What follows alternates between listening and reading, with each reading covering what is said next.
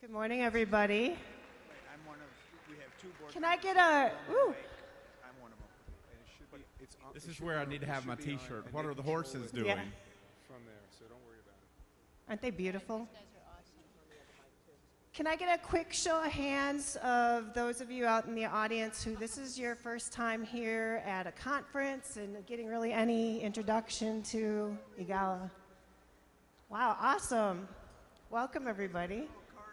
It's nice to see all those fresh hands up. So what Brenda and I want to do is just kind of start off with a conversation about what the EAGALA model is. Just an introductory of what it is. So the basis of our model is giving people an opportunity to work with horses and having that experience with the horses so that they can learn something about themselves and learn and grow. And so we feel to be most effective in doing that with the EAGALA model is, one, we do our work on the ground with the horses. Yeah, what we find is that excuse me, the model is ground-based, 100% ground-based, and we find that having the horses loose in the arena in order to make their own choices and do what they need to do to keep themselves safe and take care of themselves, that on the ground is one of the most effective ways for them to meet the clients where they need to be met and to do what they do best. So on the ground. Another thing with our EAGALA model is our belief that it's a solution focused for the client. We believe the clients have the best solution for themselves within themselves. So giving them an experience with the horses where they can find their own solution. It's not about how I think it should be done or we think it's done as a team, but letting the client find the solution for themselves. And one of the most important pieces that I think in this model is that we are a team approach with a qualified equine professional, which I would be in this setting, and a mental health person, which would be me in this, and even the more horses. important, the horses. So that's the minimum of our team approach, is always having an equine specialist there and a mental health person there, but you can bring in other professionals and do other things to help tailor the kind of work that you're doing with the profession or with the population that you're working with. And this work is metaphor-based. And so what we hope is that these horses become something else other than horses in our clients' lives and their perceptions. So, in a lot of ways, this work, when the clients are out there with the horses, or even if you're doing equine-assisted learning, having that experience out there with the horses can be safer, and creating that metaphor of they can take their experience they had here with the horses and apply it to what goes on in life. So we're giving them a different experience that at times can be more challenging, letting them think outside the box and thinking about some new solutions on how they want to address their life. and one of the differences with the EAGALA model work and the traditional horsemanship that I struggled with when I first started this work is, okay, this horse is biting his side because maybe he's got an itch. Trying to explain a little bit to the client of what the horse is thinking or doing, and the shift that we want to move away from is actually to use what we call clean language. And so we would say, rather than the horse is biting at himself because he's got an itch, we notice that horse has turned his head towards his side several times and touched his side with his mouth. Can you tell me about that? Okay, so we're going to use more clean, open-ended language, and we'll talk a little bit more about how we get to that in just a minute. Mm-hmm. So we want to give you an opportunity to kind of look at a group of kids that we've worked with for a second on the screen, to show kind of what it looks like. We use horses for therapy for at-risk kids. This jump here is going to represent something that you guys have got to get over and get past. We have hundreds of kids that come through here on a monthly basis. Here they deal with tough kids and hand out tough love. Jadakiss, were you talking? Yes. It's also important for the teens to learn about caring for others besides themselves. All right, that's a snippet of kind of what this work looks like in real life. So Brenda's gonna share some things with us, and then we're gonna get with some clients. Okay, so. Wow, Brenda, I noticed that horse just came really close to you pretty fast. And then out of this eye, I noticed that one of those horses picked its leg up and stuck it towards me. Huh. Kind of interesting. I wonder what that means, Mark. Well, we'll find out. So part of in helping you, as we're going to be doing an activity with some volunteers out here in a few minutes, we've created an acronym to help guide our observations as we're out there as facilitators watching. And their focus turns to... Oz. So we call it SPUDS, S-P-U-D''S. There is a handout in the folders you all got in your cute little EAGALA bags that also is going to give you some more details of things that we're talking about here today. So S stands for shifts. So when we're out there and we're watching, as facilitators, watching our clients, watching them interact with the horses, one thing we want to be looking for are shifts. I just had one. I got one to share. Those horses were standing still. Then they moved really fast in front of you. So again, it's a framework that we're just noting some things that we can then later ask the clients when they're talking about their experience and guiding their learning and their growing as they're sharing their experience with us. P, patterns. Something that we notice 3 times or more. Something important. Oh, there's a shift. You, and that's sort of you. That's a unique shift right there. Oh. So a pattern with this group of horses that I've noticed is that these horses are moving together. When one moves, they all tend to move. So that's a pattern that has developed since we've been in here this morning. And one thing I'm going to watch again, but twice now this horse has come and ran around in front of us. So maybe he'll do that again. It's sort of interesting that that's happening. Yeah, and also this horse, that same horse, usually moves first, and then the other horses come behind him. So that's something I've noticed. And going back to that unique thing, you know, they're looking towards themselves in the sky. That's kind of unique, wouldn't you say? Yeah. They're like, look, I'm on TV. Woo. Hi, Mom. Do you think he has a comment? All right. So that was we included the you in there too, the unique things. That's just something that stands out to you. Yeah. And D. Yeah, the D. Go ahead. D is discrepancy. So as we're out there, we're looking and just seeing, is there something that just is different verbally versus non-verbally? A client that's out there saying, oh, I hate horses, but they're walking toward the horse and petting the horse. Just something that's, you know, what they're communicating to us verbally maybe isn't really what they're communicating to us non-verbally. These horses are stupid. They need to go to the glue factory. Look at this thing. Look at him. He's ugly. I don't want to be here. I hate horses. Does the nonverbals match my verbals? All right. Now my favorite part, Brenda. Your Apostrophe stuff? S, yeah. Our stuff, apostrophe S. The possessive part of our things. We're there as facilitators. One thing of this model is experiential. They're having an experience out there. We're part of their experience. And having that awareness within ourselves as facilitators of what kinds of things are we bringing into this experience, and then what do we do with that? Sometimes we might have some reactions of our things that could negatively influence what's going on with the clients. Maybe it could be positive.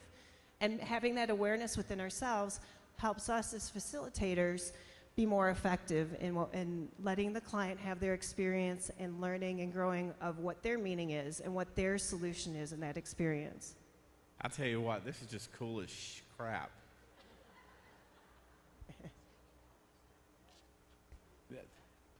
Something I've not ever seen before. All right. And not seeing things before, part of this reality show that we did, we're going to show you a little bit of the kids coming out to the farm. They were city kids from Australia.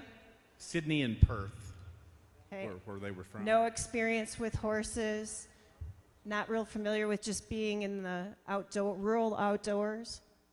So what we'd like to do is just kind of show you how they arrived at the farm, maybe a minute before that. Oh my god, they look so boring. Oh my god, what the Oh my god. smile. They don't smile. Oh shit. Welcome to the Lytle farm. Nice to meet you. Nice to meet you. Give me a... Oh, I was going to give you a hug. Hello. Hey. Nice to meet you, Celeste. Right? Yeah, call me Sel, mate. Sel? Hey. Glad you guys are finally here. So it's farm. Yeah, it's a farm. I hate mom. So, in the challenges with bringing this work to reality TV, it was a challenge. This process started 3 years ago this week at the conference in Asheville. We got notified right before that they wanted to do a show, and when they asked us, we were all gung-ho. Heck yeah, let's do this. But the more we got into it, there was a lot more to it. We were reading the contract, and they didn't want the focus to be on the horse then. They asked us to do some things that we felt were, I wouldn't want to be treated like that, how they were asking us to treat those kids. So as hard as it was to say no, we said no, we're not going to do this show. And 2 years later, they came back and asked us, hey, is this something that you'd be willing to do? We fired all the producers, and we want the horses to be the focus. And we said, yeah, we'll do it. And under different circumstances. You have something to say? Oh, there, look, up there, you have a comment?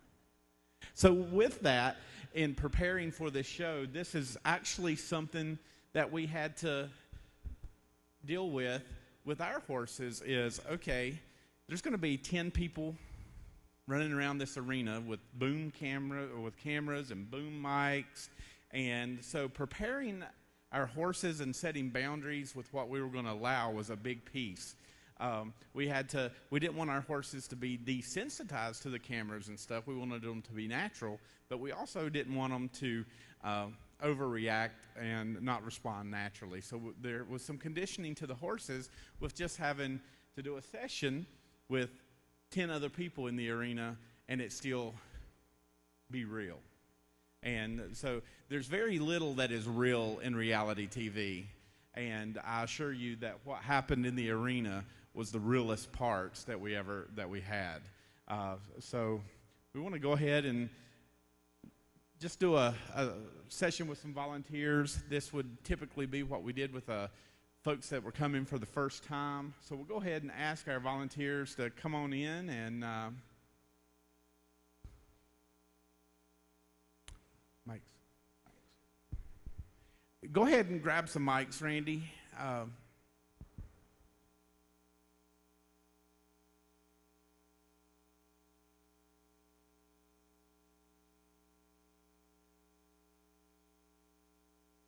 And what we would encourage you guys to do as an audience members is while we're doing this session and all throughout, we'd like for you to practice looking at those spuds in the horses, the shifts, the patterns, the unique things that you may see or not see in this session while we're going about this. I'm still tickled to death with that. They're looking at the TV. All right, welcome, guys. Thank you for volunteering today. And what we'd like to do is just kind of check in with you, see how you're doing, what you're thinking, and then we'll get started. And you can introduce your names. My name is Trish Buckart. I'm from Phoenix, Arizona. My name is Randy Hamlin. I'm from Windsor, Ontario, Canada. All right. Thanks for volunteering. Yeah, thank you. Well, what we'd like for you to go ahead and do is spend some time with the horses, getting to know the horses.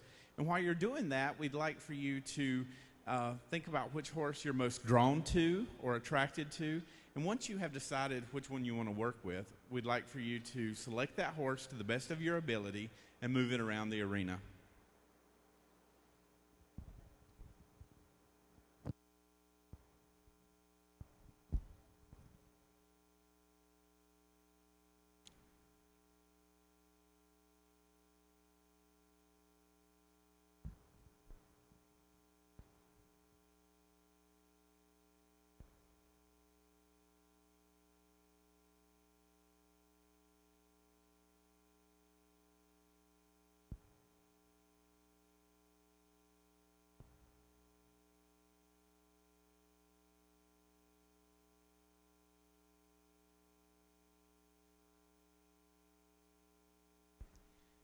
So, Brenda, what I'm noticing is that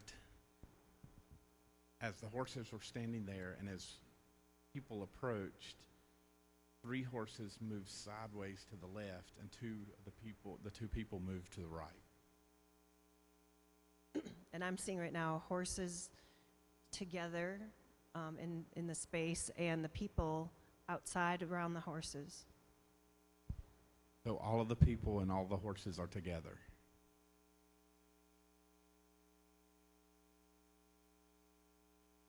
Three horses have hands on them.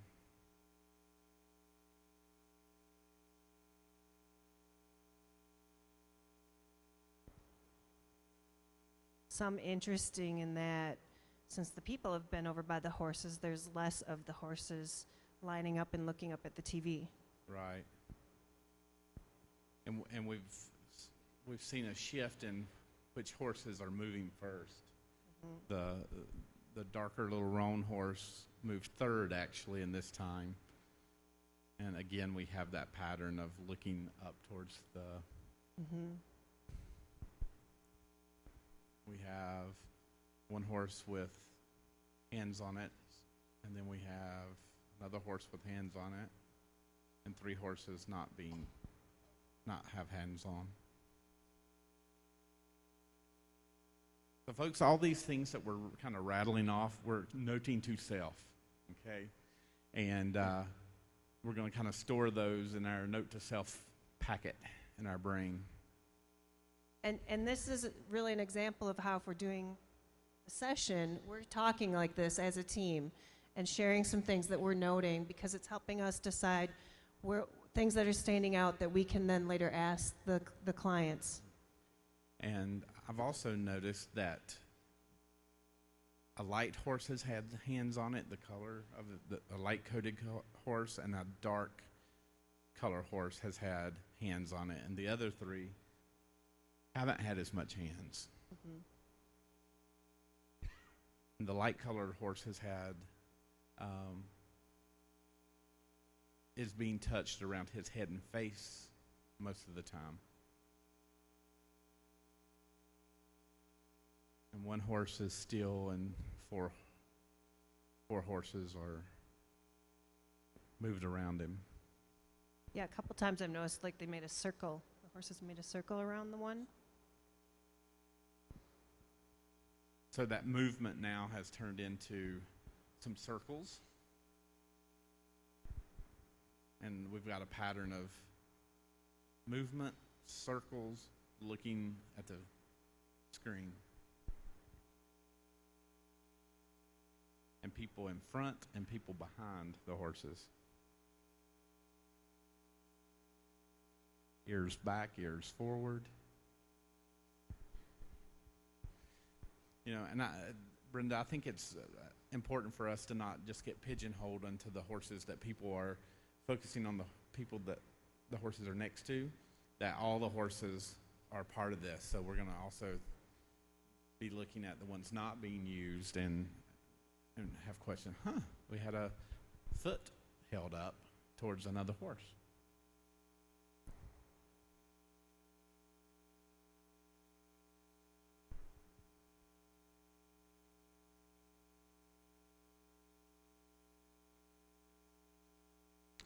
One horse following the other as this horse is moving around. Well, even just cleaning that up just a little bit, two horses moving as a person moves. 'Cause I'm not real sure if it's following or what's going on with it yet. So that'd be something for us to be curious about, to ask the clients. This, I kind of feel like we're in it. So we want to, and that's also something you want to be mindful of is when you're facilitating sessions is that our proximity, if the focus comes onto us, it takes away the focus in the horse's job. Again, remembering we're all part of that experience. We're in here with them, so being aware and mindful of where are we as the facilitators and where do we want to be in relation to part of that client's experience with the horses.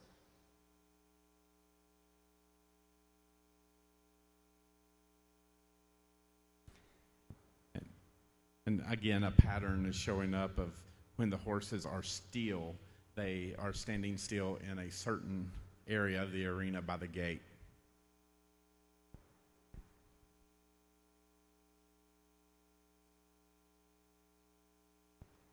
Okay, folks, once you have the horse you've selected and moved it around the arena, if you want to bring that horse on up here, we'll check in. Oh, well, we want you to have fun out there, but we don't want you to get a kick out of it.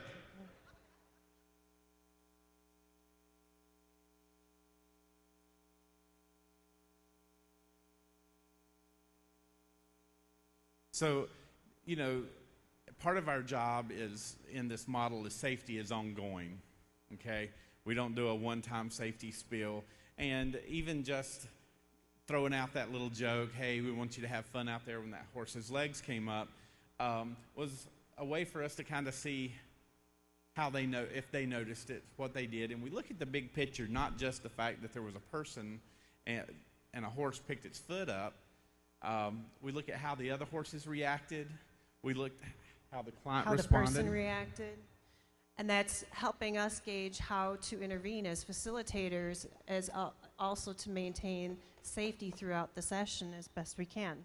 And as a horse person, I came in with doing this work, safety, safety, safety, and it was all about physical safety and rules. And there was a big piece that I was missing, and it was we have to balance the client's emotional safety. All right. All right, guys. Looks like our clients are here for us. We'll give you this talking stick. Thank you. All right. So,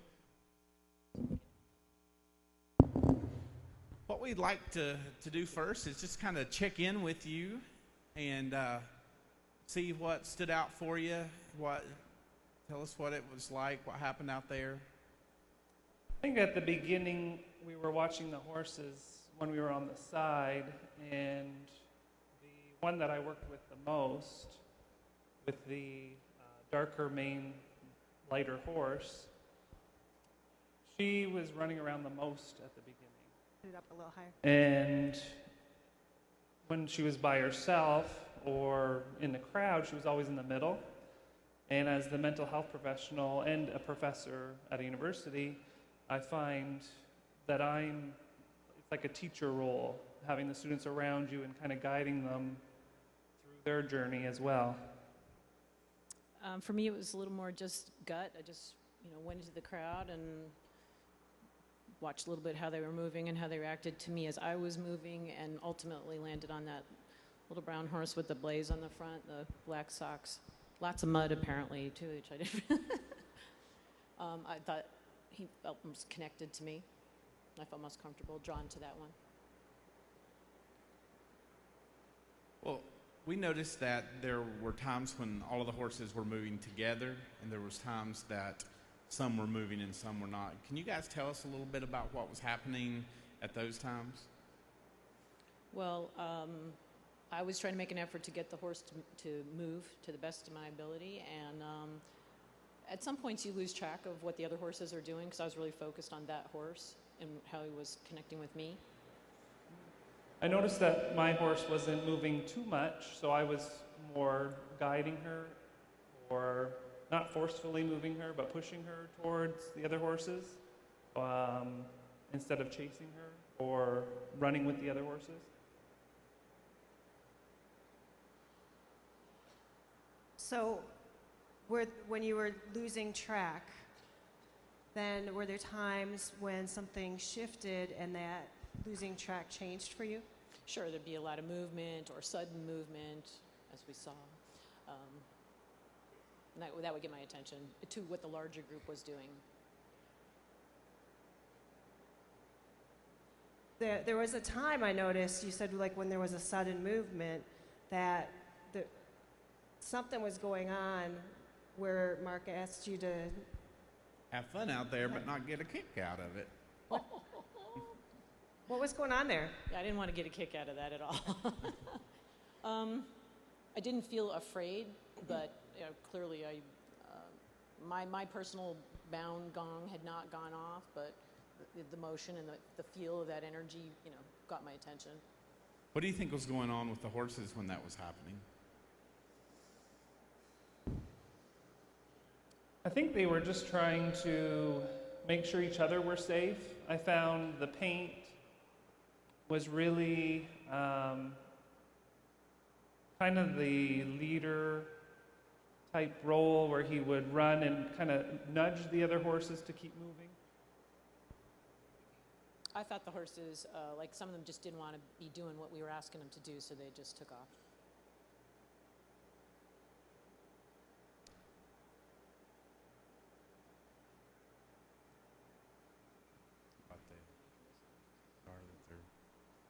So you've both made some comments of leading, guiding, teaching. Any thoughts on who or what these horses might be to you? Who or what are you teaching and guiding and leading? I saw them as either my clients or my students, guiding them through their own struggles or guiding them through their education. I felt that the horse that I worked with wasn't necessarily with the others and didn't really move with the others so much, so I wanted that horse to be more a part of the group and just stand by her side and support her, just as I would do with a client or a student. For me, I have 5 managers on my staff and 1 who I am working with closely.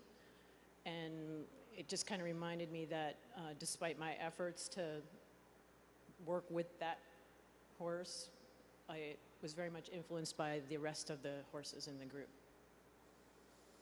And what did you notice about yourselves and where you were in that experience and process with the horses? I felt at the beginning I was more focused at her face and just building a relationship with her and letting her relax. And when you asked us to bring her towards you, I was more at the hind end, moving forward, opposed to at the beginning when I was moving her backwards. So I think sometimes we need to look into that, their past or their struggles before we can actually move them forward. I'm just laughing That because just makes me think of leading from the rear. Yeah. For me, it was getting the horse away from the rest of the group. Can you put that up? Oh, sorry. For me, it was about getting that horse away from the rest of the group, moving that horse away. Okay. So moving your staff person in a different direction. In a different direction. Than the rest of the group was going. And you were at the head of your client or student, and then moved to the rear. And what did you say was happening? Moved them forward opposed to backwards. At the very first, when I first started working with the horse, I actually was moving her backwards. So then it clicked. I shouldn't be moving her backwards, I should be moving her forward. So I positioned myself near her haunch as opposed to the front end and moved her forward, and she came all the way up to you. And a few minutes ago, she actually just came back and sniffed my hand. And your horse came behind you. Yeah, I would say now the horse was a lot more willing to do what I was asking without me pushing, right? She was much more right there doing what I wanted rather than me having to guide her to do it. What do you think contributed to that with your horses then coming up and being more willing? What changed that for the horse? I felt just giving them more space and freedom to be the person they are with some light guidance, not necessarily direction. Yeah, more support, guidance rather than, less is more.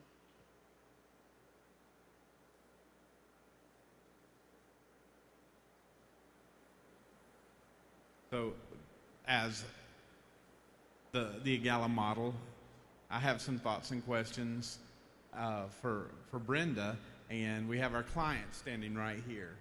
So we're going to kind of talk out loud, and this is something that we would maybe do with the client. So Brenda, do you want to have them go hang out with the horse a minute while we check in? Or? Sure, I think that would be great, and we'll see where we want to go from there. So if you guys want to just kind of go spend some time with your clients or students and your staff people, we'll check back in a minute.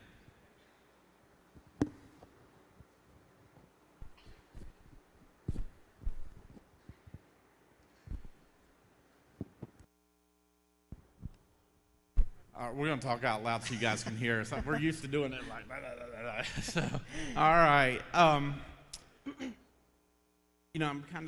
have some thoughts about the direction, and one is since they've named who or what these horses are, that as facilitators, those are no longer horses. They're staff people. Students, clients. Staff. And so if we start just referring that back, that's what they are, to help that metaphor build and see what unfolds out of that. And we're continuing to watch for horse buds and what's going on. And so what direction are you thinking? Just kind of come back in and see if they have any final thoughts and send them out the door? Yeah, I'm wondering if there's one small thing we could get them to do with the horses yet before we end our session with them. Well, I wonder if we have to have them to do that or if they're already doing it. Yeah. So maybe we just sit back and let them have this moment and then call them in. And see how that time was. And see how that was going back with the horses or with the people and the students and the clients.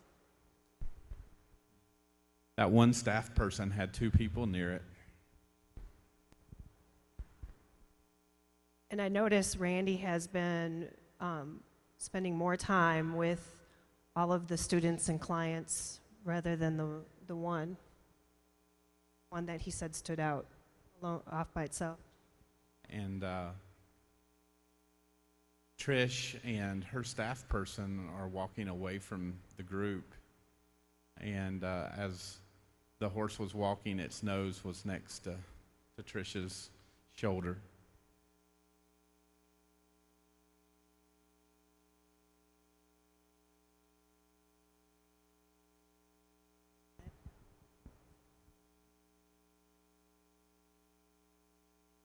All right, folks, come on back in and we'll check in with you.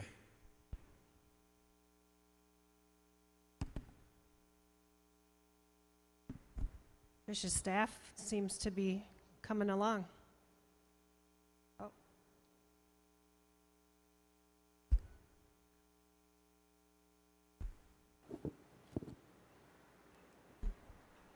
All right, we just kind of want to check in with how that time was and if anything different was going on or... Well, one thing we noticed was that even though there was movement, it felt more relaxed. Yeah, I felt I was more connected to all of them opposed to just one. I noticed with her horse, once she got her away, all of them went towards her and I went with them. And I spent most of my time with the horse, and then that was just sort of because it felt really good to be with her.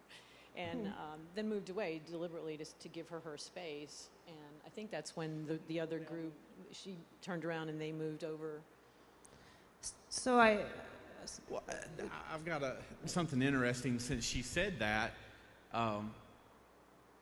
That staff person was the only one that has laid down. And since then, when the staff person has went towards the others, they've turned towards the staff person and it's moved away. Actually, it's moving closer to you. Yeah, that was neat. And several times, like that staff goes away for a little bit, but then comes back over here.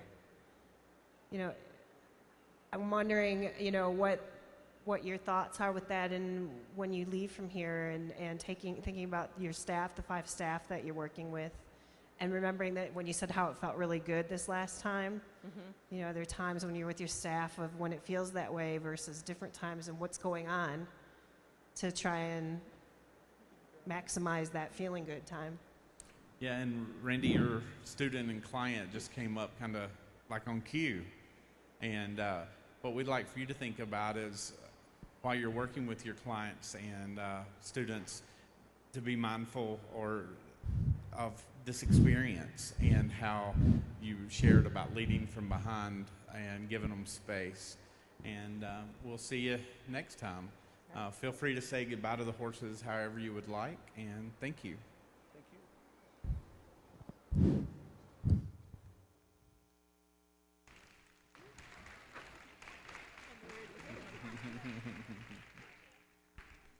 Okay, thanks, guys. We need those mics, guys. Oh, Need them out there? One mic, we need one. they need one mic up there. So this was an example of how we might do a session with some clients using the horses who became students, staff, Right there, clients, inside. and helping them have that experience and that activity with the horse to learn something about how it is in their life. So we're going to take a minute and show you how we worked with the kids when they came from Australia and the EAGALA work we did with them on the farm. But today, Mark is finally getting a chance to show them what this ranch is renowned for. So, Celeste, we're just going to give you a few instructions, and we would like for you to pick one of the horses that you relate to in some way. I don't like horses. And Mark, you know that. Right. I've told you that several times. Mark and youth psychologist Brenda have used horse therapy to help hundreds of wayward kids over the years. Go away.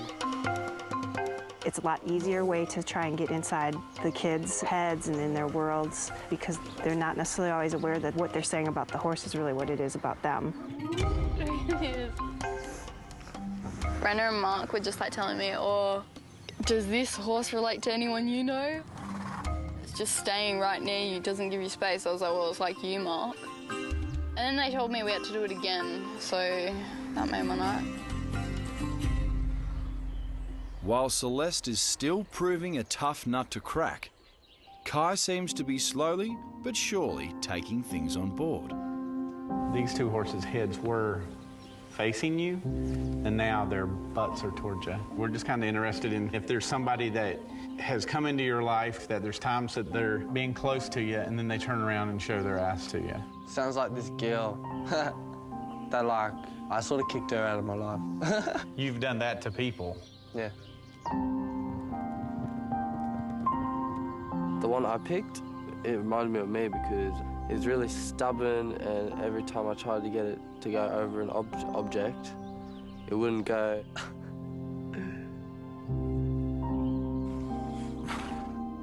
Yeah, and it just started a lot of things with the other animals as well, I noticed. It's actually pretty cool, like, it's interesting learning more things about yourself. All right. So I guess at this point we're going to open up for some questions. I just wondered if you had coached your 2 volunteers to call all horses she's, and they're obviously geldings, and they would know that. And when they would call them by a certain gender, and also noticed that you didn't correct them. I guess coming from the horse specialist point of view, I have a lot to learn. But I wondered if you had coached them to call them she's. No, we hadn't. Did you guys notice that you called them she's? And okay. But you're pointing out a good example of that is something that we try not to put that on there, because that lets the clients have their interpretation of what it is for them. So the less we put out there, the more the client can get from the experience. Would you deduce that if they called an animal a she, they felt more comfortable around them? We don't make any assumptions, okay? We want them to tell their own story, and in time, that story will come full circle. So, you know, if they're all she's to them, then they're all she's. And if it's significant to the client, they'll make some meaning of the she. I might point out that, oh, it's interesting that they're all women, they're all girls or women, and just see what they make of that. That's how I would do that versus me giving that definition or interpretation of they're more comfortable. We have a question up here. Oh, is it on? Do you have to temper your assessment of the participants based on if the participants have any horse experience? Because it looked like these two participants had horse experience, and that would be, you know, a different reaction than if the participants had no horse experience. Yes, Nan, always, never, sometimes.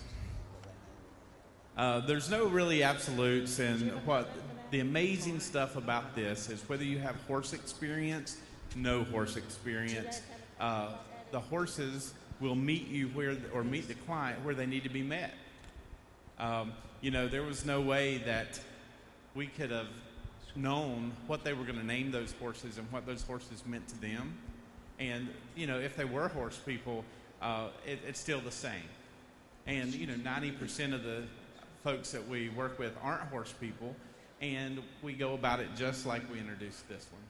But the way we're doing it, too, even if they have all this horse experience, often it's in a different way that they're having an experience that's not the way they're used to doing it as the horse people. And I asked them if they had any comments being out Well, I promise here. you, I did not connect the dots on the whole staff relationship thing till we were into this. And all of a sudden it dawned on me because of the way it was feeling to me.